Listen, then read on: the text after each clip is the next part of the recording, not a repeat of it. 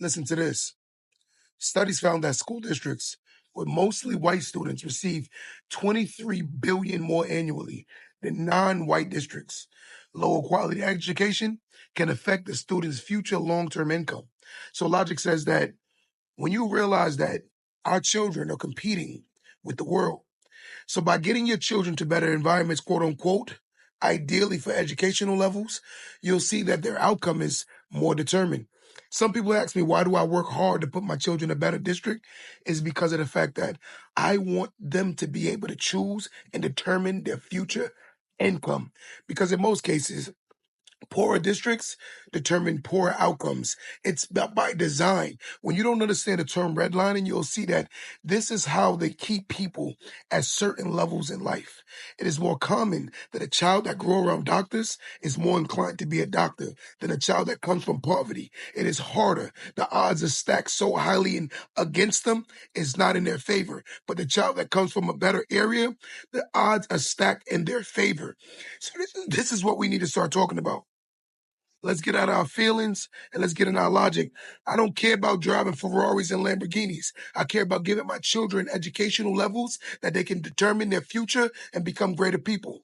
Look at this. It's not by coincidence that a child growing up in a ghetto is ghetto. Think about it. It's not by coincidence that a child that grew up in an area where it's more prone to violence is more accustomed or either A or B violent. This is normal. This is the redlining that you see in society, that if you don't identify that your children will be determined by where they're statistically placed. I'm not saying statistically because it's all predestined and determined to the outcome. It is more inclined that a child that comes from an area that is more highly mass incarceration area, your child has a higher chance of being incarcerated. It's just all determined by the area. We got to get out our feelings and get in our logic.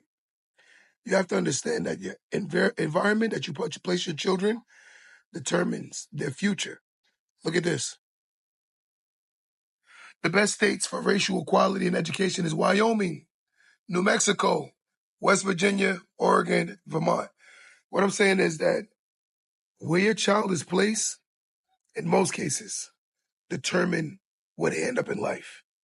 If your child is not being challenged educationally, your child won't be challenged in life. Because a lot of districts hold back children. When they created this law called No Child Left Behind, that means even if your child is the worst, they will not be left behind. A lot of people run around here today with high school diplomas, and they do not fit the criteria of the equivalency of a high school diploma because they push them through the system to let the world deal with them. So sometimes you're seeing people, they're not educationally sound to the levels that their age is.